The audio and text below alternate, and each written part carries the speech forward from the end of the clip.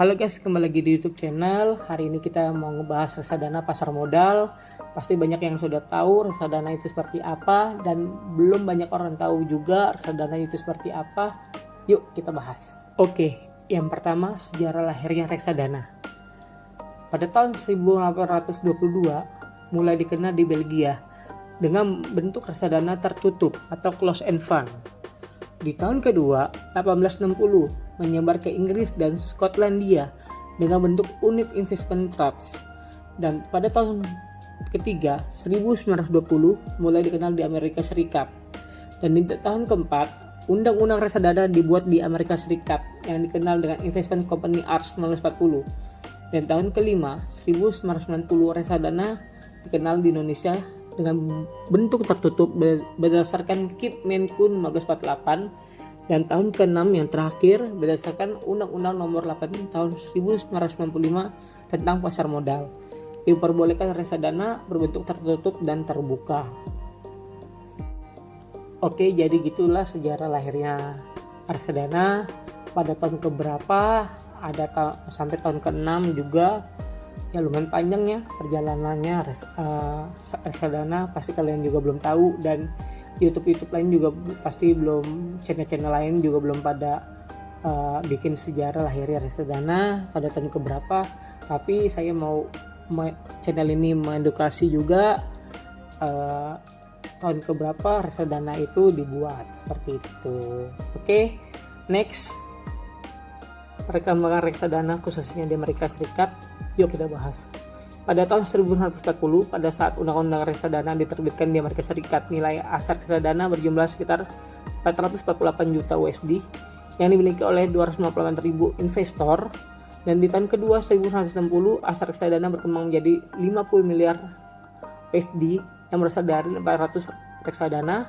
Dan tahun ketiga, aset reksadana menjadi 2 triliun USD dengan jumlah 5.000 reksadana serta jumlah investor 38 juta orang. Dan di tahun keempat, aset reksadana meningkat menjadi 3,6 triliun USD dolar dengan jumlah reksadana sekitar 6.000 ya. Di tahun kelima yang terakhir, aset reksadana meningkat menjadi 6,9 triliun dengan jumlah reksadana 8,171 ribu. Oke, itu yang ada di Amerika Serikat. Yang ada di Indonesia kita bahas. September 1995, PT BDNI Reksadana menerbitkan reksadana tertutup dengan saham berjumlah 600 juta dengan nilai total sebesar 300 miliar rupiah. Yaitulah sejarah perkembangan reksadana di Amerika Serikat dan yang ada di Indonesia, seperti itu. Jadi ya itulah perkembangannya, cukup valid ya. Emang Amerika Serikat emang pemegang reksadana pertama gitu loh. Awal pertamanya aja di Amerika Serikat loh gitu. Abis itu keduanya Indonesia, baru negara lain mungkin. Tapi untuk reksadana pertama kali yang memegang itu Amerika Serikat, seperti itu. Oke, next kita bahas selanjutnya. Nah ini dia, reksadana itu apa sih? Yuk kita bahas. Definisi menurut Undang-Undang Pasar Modal, reksadana adalah wadah yang dipergunakan untuk menghimpun dana masyarakat, ya, pemodal untuk selanjutnya diinvestasikan dalam bentuk portofolio efek oleh manajer investasi. Jadi duit kita seperti istilahnya menabung, ya, menabung oleh manajer investasi akan dikelola menjadi reksadana, seperti itu. Tapi bisa juga dalam berbentuk kontrak investasi kolektif atau KIK, atau terbuka atau perseroan terbatas dan terbuka atau tertutup juga bisa, seperti itu. Jadi misalnya gini, ada contohnya kalau kita menabung di bank ya. Contohnya kita menabung di bank ini itu kena pajak admin dan lain-lain. Tapi kalau di reksadana kita itu tidak ada potongan admin ya, tapi malah uang kita diinvestasikan oleh namanya reksadana ya. Makanya adanya manajer investasi seperti itu. Makanya dikelola uang kita oleh manajer investasi dan dapat portofolionya juga, bisa melihat kinerja manajer investasi kita baik apa tidak, seperti itu. Oke, next kita bahas. Kita bahas reksadana tertutup atau close end. Yang pertama, tidak diperbolehkan membeli kembali saham-saham yang telah dijual kepada investor, atau investor tidak dapat menjual kembali saham-saham reksadana yang dimilikinya pada reksadana yang bersangkutan. Yang kedua, saham reksadana dapat dicatatkan di bursa efek. Yang ketiga, jual beli reksadana dilakukan di bursa efek. Oke, bursa efek ini apa sih? Ya, bursa efek ini adalah tempat bursa yang saham-saham terkenal, ya, saham-saham terkenal. Jadi dia ini seluruh saham sama dia, reksadana saham semuanya sama dia. Jadi misalnya, ya, aku pernah bahas di saham minggu kemarin tentang saham, coba lihat aja tentang bursa juga ada. Dan makanya aku mau menjelaskan bursa efek ini adalah sebagai sebagai wadah lah untuk para investor, para reksadana berkumpul lah, istilahnya gitu, bursa efek gitu loh. Oke, next. Kita bahas reksadana terbuka atau open end. Reksadana dapat menjual saham unit penyertaan secara terus-menerus sepanjang ada pemodal yang mau membelinya. Yang kedua, saham reksadana tidak perlu dicatatkan di bursa efek, ya. Jadi nggak perlu dicatat di bursa efek tadi. Yang ketiga, investor dapat membeli kembali saham atau unit penyertaan reksadana yang dimilikinya kepada reksadana yang bersangkutan, ya. Yang keempat, harga jual beli saham unit penyertaan reksadana berdasarkan nilai aktiva bersih atau nilai asset value pada hari yang bersangkutan. Jadi misalnya nilai NAB ini, nilai aktiva bersih ini, misalnya ya bersihnya berapa gitu loh, NAB-nya berapa, bersihnya berapa. Misalnya keuntungannya menjadi berapa, dipotong berapa gitu loh. Namanya juga nilai aktiva bersihnya itu berapa gitu ya, nilai asetnya atau net asset value. Kalau disebutnya sih NAB, ya, nilai aktiva bersih. Jadi begitu konsep reksadana terbuka atau open end. Next. Sekarang kita mau bahas jenis reksadana. Yang pertama, reksadana pasar uang. Reksadana pasar uang adalah yang melakukan investasi pada pasar uang, ya. Efek bersifat surat hutang yang jatuh tempo kurang dari 1 tahun, ya. Yang kedua, reksadana penetapan tetap. Reksadana yang melakukan investasi sekurang-kurangnya 80% dari aktivanya dalam bentuk efek bersifat surat hutang, ya. Jadi 80% juga dari aktivanya dalam bentuk bersifat surat hutang juga. Yang ketiga, reksadana saham adalah reksadana yang melakukan investasi sekurang-kurangnya 80% juga dari aktivanya dalam efek bersifat ekuitas. Dan terakhir, reksadana campuran. Jadi campuran itu adalah reksadana semuanya. Jadi ada yang saya bilang tadi, reksadana pasar uang, reksadana pendapatan tetap, reksadana saham. Jadi kalau misalnya kalau teman-teman mau menabung gitu ya, menabung reksadana, kalian itu pasti ada juga namanya reksadana campuran. Jadi semua dicampur sama dia. Reksadana pasar uang, reksadana pendapatan tetap, reksadana saham. Jadi semua bisa di situ. Jadi kalau kalian mau menabung satu-satu, misalnya nih, saya mau reksadana saham deh yang resikonya lumayan gede, 80%, ya. Bisa juga di situ. Nah, taruh duit situ satu aja. Atau resikonya terlalu gede, mendingan aku main santai aja, nabung di tempat santai. Nah, saya sarankan reksadana pasar uang. Kenapa? yang saya bilang melakukan reksadana pasar uang ya, bersifatnya surat hutang yang jatuh tempo kurang dari 1 tahun. Jadi dia agak lama gitu ya, agak lama karena bersifatnya surat hutang ya, yang jatuh dari 1 tahun, kurang dari 1 tahun lah. Jadi semuanya bisa, semuanya ada resikonya masing-masing ya, kalian bisa pilih yang mana aja lah yang kalian suka. Tapi kalau untuk pemula ya, untuk pemula reksadana saham ya, reksadana saham juga bisa untuk pemula ya.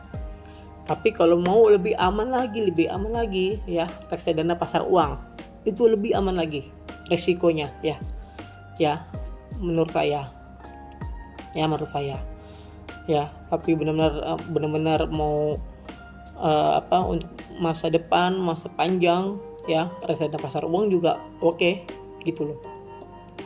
Tapi semuanya ada risikonya masing-masing. Semua bisnis ada risikonya masing-masing lah gitu. Semua tabungan ada risiko masing-masing.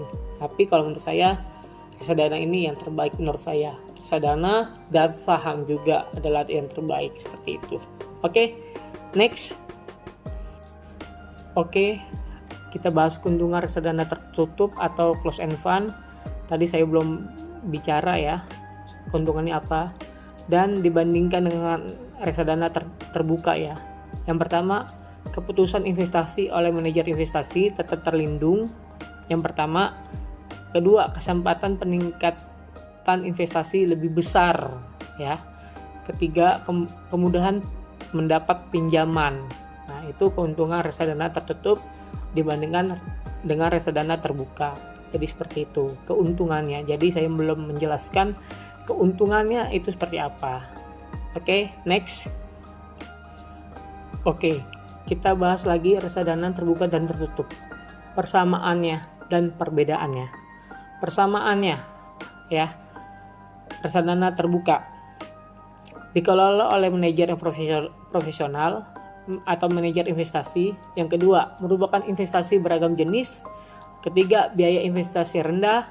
Dan satu lagi yang tertutup, perbedaannya saham-saham reksadana tertutup diterbitkan dia terbatas dengan jumlah tertentu, sedangkan reksadana terbuka diterbitkan dalam jumlah yang tidak terbatas, artinya banyak ya. Dan kedua, saham reksadana tertutup diperdagangkan di pasar modal ya, sedangkan saham reksadana terbuka diperjualbelikan oleh perusahaan reksadana dan menerbitkan secara langsung ya. Jadi itulah persamaan dan perbedaannya reksadana terbuka dan tertutup. Jadi supaya teman-teman tahu perbedaannya reksadana terbuka dan tertutup apa sih, perbedaannya, persamaannya. Nah, ini saya sudah jelaskan reksadana terbuka dan tertutup, persamaan dan perbedaannya. Jadi begitu. Oke, next. Oke, saya mau menambah sedikit juga. Kenapa saya memilih reksadana? Ya karena menurut saya, yang saya bilang lagi, reksadana itu aman banget. Makanya banyak yang memakai reksadana ya. Makanya ada istilahnya perusahaan lain memiliki tiga cara ya, menabung saham, reksadana, sama pasar modal gitu loh. Tapi semua itu sama sih semuanya. Tapi kalau menurut saya ya kita harus, kalau bisa semuanya kita ikuti ya, tapi dengan resiko kita masing-masing. Kenapa saya bilang gitu? Karena kita, menurut saya reksadana ini lebih bagus, lebih tepat untuk pemula ya, untuk pemula. Kenapa bilang saya lebih bagus, lebih tepat ya, karena minim resiko gitu. Tinggal menabung, dan manajer investasinya ada orang yang levelnya lebih tinggi dari kita, lebih ngerti dengan keuangan saham-saham Indonesia, saham-saham luar, saham-saham yang manapun lah istilahnya. Makanya itu kita perlu sekuritas ya. Jadi sekuritas itu adalah sebuah lembaga atau perusahaan yang menjual saham-saham. Ya kalau istilahnya pihak kedua dan pihak ketiga lah. Tapi makanya kita pilih yang sudah izin resmi ya, dari pihak pemerintah yang ada di Indonesia gitu loh. Makanya kan pemerintah sekarang kan melakukan yuk nabung saham. Jadi ya kita nabung saham, kita memperbaiki ekonomi Indonesia juga, ya kan. Kita menabung saham juga, menabung reksadana juga, memperbaiki masa depan Indonesia juga gitu loh. Ya walaupun ya resikonya ada, pasti semua bisnis resikonya ada gitu loh. Kalau menurut saya ya udah, selagi kita masih mampu, selagi kita masih bisa berdiri dan bekerja, ya pasti kita terus menabung. Tapi ingat, nabung saham ini jangan dianggap bisnis ya, anggap aja tabungan untuk masa depan ya. Namanya juga kalau pemerintah itu ngomongnya yuk menabung saham, ya berarti ya kita menabung saham. Jadi jangan patokan misalnya aku nggak mau kerja, mau dapat dari saham segini. No, saham itu adalah sebuah bisnis kedua, tapi bukan bisnis yang utama ya, adalah passive income istilahnya. Jadi kalau menurut saya rencana pemerintah itu luar biasa ya. Jadi kita perlu menanam modal dengan sungguh-sungguh selagi kita masih mampu. Lagi pula sekuritas juga ada kok yang 100.000, 200.000 juga ada, ya kan. Bahkan 10.000 juga ada. Coba cari di internet nabung saham dengan 10.000 juga ada. Kalau itu masih ada ya. Saya tahun terakhir itu ada 10.000 kalau nggak salah di aplikasi yang lain, saya nggak mau sebut namanya, tapi ada. Tapi kalau saya sarankan ya udah, yuk kita nabung saham, ikut pemerintah ya, karena nabung saham itu membuat kita lebih baik, lebih good, lebih dapat cuan, dapat income yang bagus ya. Kita terus bekerja keras, itu aja sih. Oke, sekali lagi yuk menabung saham ya. Sekali lagi yuk kita menabung saham, reksadana dan semuanya ya. Oke, itu aja dari saya. Tidak ada lagi yang mau saya omong. Sekian dari saya. Assalamualaikum.